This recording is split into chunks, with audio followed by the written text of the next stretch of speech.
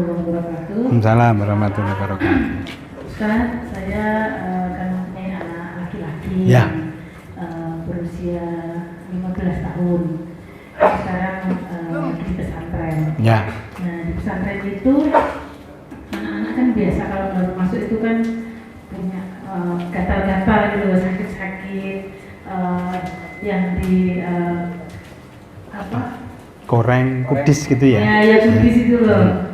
Apakah kadang-kadang anak laki-laki itu kalau nggak dianu sama ibunya, kadang-kadang malu gitu loh. Mau dikasih salut-salut dibersihkan itu, apakah ibu boleh gitu loh? Itu saya juga takut itu loh, Ustaz. Gimana ya, Ustaz ya? Ya. Baik, terima kasih. Pertanyaannya adalah beliau kan punya putra atau putri itu, Bu? Putra usia 15 tahun di pondok pesantren. Putranya ini mengalami korengan gitu ya. Nah, terus ibu kalau ibu mau merawat itu apakah baik atau tidak? Untuk usia di atas 12 tahun ya, sarannya bapak dan ibu kalau bisa berperan bareng-bareng. Jadi bukan hanya laki oleh ibunya, tetapi laki juga oleh bapaknya di atas 12 tahun. Kenapa? Menurut sebagian ahli ya, kalau laki di atas 12 terutama yang sudah akil balik ya, sudah balik maksud saya, yang sudah mimpi basah atau yang sudah mengalami haid begitu, itu ketika dilayani oleh ibunya, itu yang terbangun adalah besok kalau saya punya pendamping minimal seperti ibunya, kriterianya begitu. Nah, maksudnya kebaikannya ya. Kebaikannya. Nah, kalau ayahnya ikut berperan serta, itu menguatkan aspek tanggung jawab dia. Qawamnya, kepemimpinannya beliau itu lebih kuat lagi. Oh, bapakku itu seperti itu. Besok kalau saya jadi ayah terhadap anak-anak saya akan berlaku demikian. Nah, tolong diperbanyak, dipersering yang seperti itu, momen itu. Mohon Bapak dan Ibu tidak mempunyai alasan seperti ini. Mohon maaf ya. Pak, enak aja Pak Arif ngomong atau Pak Adin ngomong. Saya ini sibuk Pak, pengusaha, sering ke Batam, kemana lagi Pak? Ujung Pandang, ujung pangkal, macam-macam itu semua habis Pak waktunya. Lah Anda itu menikah tujuannya untuk apa? Dulu kan sudah berjanji kepada Allah Subhanahu wa taala sakinah. Udah. Itu kan visi, itu kan tujuan, karena kan wabtagi fima atakallahu darul akhirah wala tansa nasibaka minatunya. Ini true visionnya, ini visi besarnya makhluk dunia itu menjadi makhluk langit, tetapi di dalam dunianya harus berperan sebaik-baiknya. Jadi true visionnya, visi besarnya, terus ini visi utamanya, ini visi besarnya. Maka tidak ada halangan kalau sudah punya anak. Rasulullah SAW saja terhadap qadimnya Anas bin Malik radhiyallahu anhu ikut Rasulullah 11 tahun, yang namanya gitu aja gak bisa, gak pernah. Padahal bukan keluarganya, pembantunya, gak pernah. Berarti apa Bapak dan Ibu? Pelajaran yang bisa kita ambil apa? No Pak, karena diem itu beda-beda. Kalau ibu-ibu diem itu, apalagi ketipnya agak panjang, nah itu beda nih. Kenapa? Kenapa Pak, Bu? Kenapa?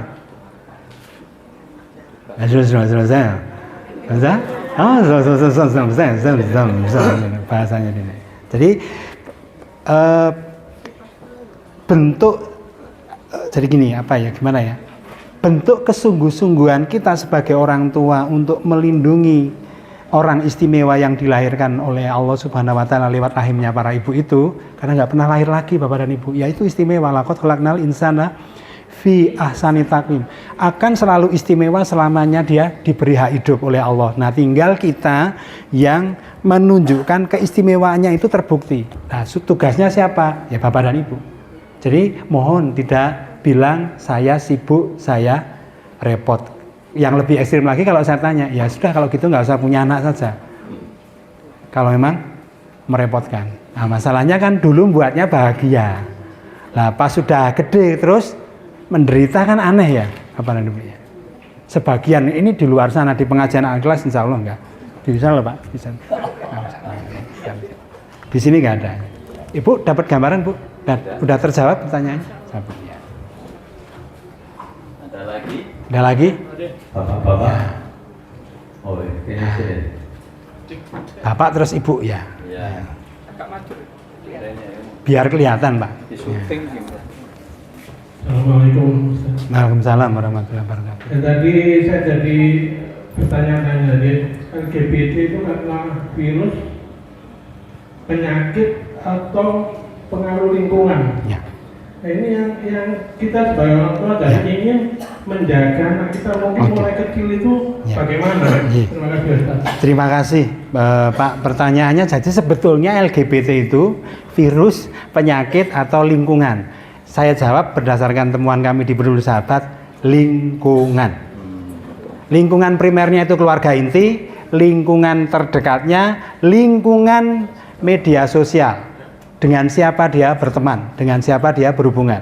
Jadi gini gampangnya ya.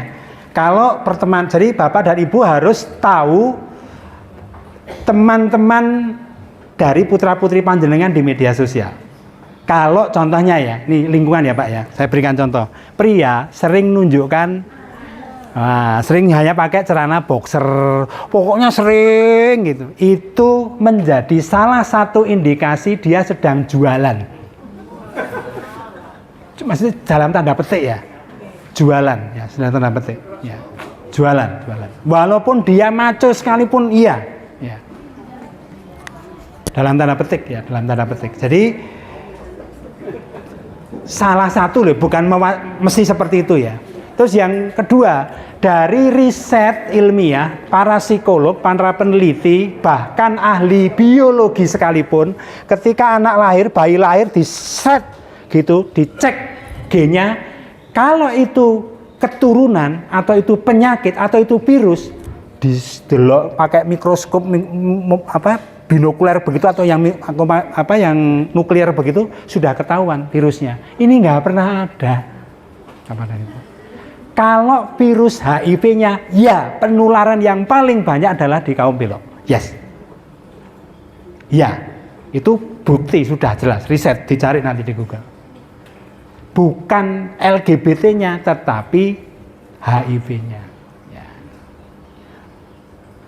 Terus virus, nih Pak ya, virus ya. Misalnya berhubungan badan pakai alat pengaman ya. Dikiranya sudah aman, enggak Bapak dan Ibu, itu enggak aman. Kalau sudah kena gitu, tetap masih bisa nular. Ya. Kalau sudah kena virusnya itu. Nah, kalaupun disebut virus, itu virus pemikiran Pak. Virus pemikiran, contoh virus pemikiran. Kami kaum pelangi berbahagia. Padahal pelangi itu miliknya siapa Bapak dan Ibu? Enggak miliknya LGBT. Saya punya TK di RW ya, maksudnya RW saya punya TK namanya Negeri Pelangi, itu enggak ada hubungannya dengan LGBT. Diklaim. Nah, dia dengan bangganya ngeklaim kami kaum pelangi gitu. Ya, itu virus. Nah, itu hati-hati Bapak dan Ibu. Kenapa? Putra-putri panjenengan, cucu panjenengan yang lahirnya di atas 95 itu toleransinya tinggi sekali terhadap nilai-nilai universal. Jadi kalau tidak dibentengi, kalau tidak dikuatkan, dipahamkan itu. Nah, salah satu yang bisa Bapak dan Ibu lakukan, Bapak dan Ibu sesekali walaupun pegang handphonenya biasanya untuk jualan online misalnya ibu-ibu atau cari di Shopee atau Bapak ya sekali-sekali bukalah. Apa sih LGBT? Sejarahnya bagaimana? Kenapa mereka bahagia menjadi kaum? Kenapa? Ingin menjadi agamanya. Agamanya adalah LGBT. Tidak, bukan saya. Agamanya adalah LGBT. Ya. Kalau sudah agamanya seperti Bapak Nun Sewu, Ibu sebagai umat Islam, disenggol keislamannya marah atau tidak? Ya, sama. Ideologinya itu yang diviruskan, ideologi. Dengan apa? Pakai media sosial tadi. Sekarang YouTube channel yang seperti itu. Kalau nanti cari ya namanya Manohara itu sama. Terus, kok sebut merek ya? Cungkring. Banyak lah nanti dilihat. Ya. Nanti dicermati. Itu ada yang benar-benar memang sampai ke Thailand ini mohon maaf pria tapi membuat apa?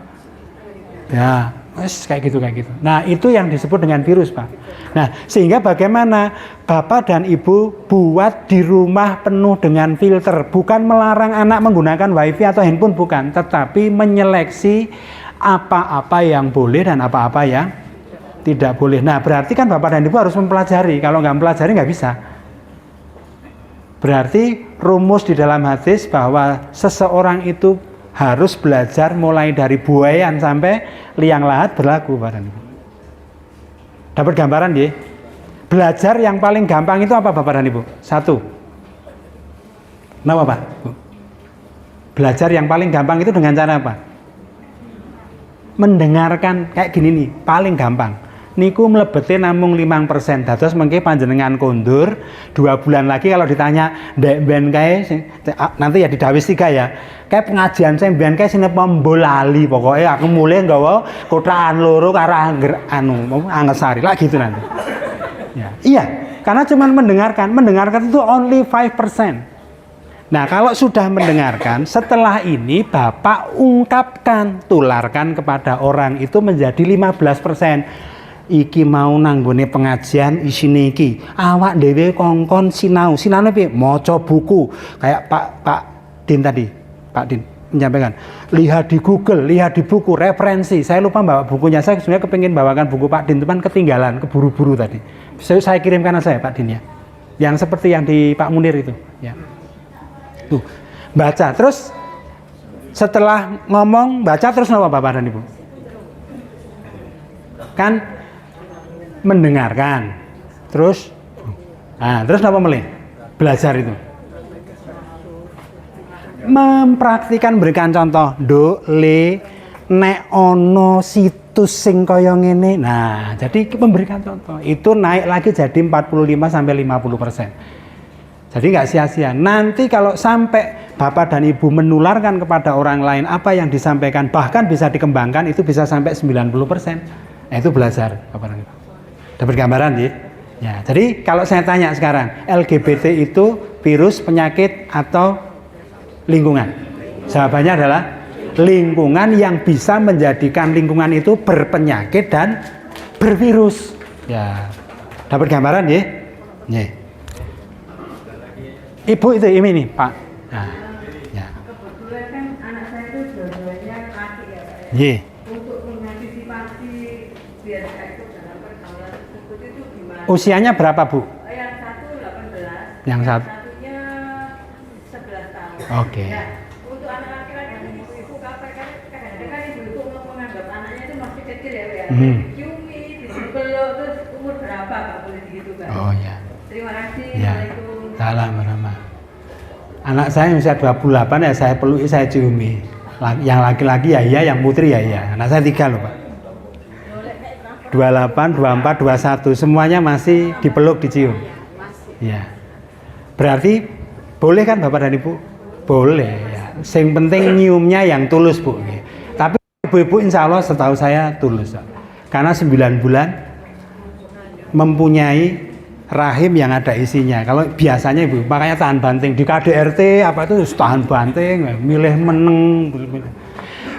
Saya ulangi lagi, mulai dulu yang usia 18 nih, yang 18 tahun, Ibu pastikan sering mempunyai waktu khusus dengan anak tersebut, ngobrol one on one, 4 mata. Terus suami panjenengan setiap hari kondur no mboten? Gantian sama bapak. Bandingannya berapa? 3 ibu, bapak 1. Nih, paling tidak. Loh kenapa? Karena emotional engagement yang lebih kuat itu di ibu. Ibu itu bisa mengirimkan magnet kepada anaknya itu 9 kali lebih kuat daripada bapak.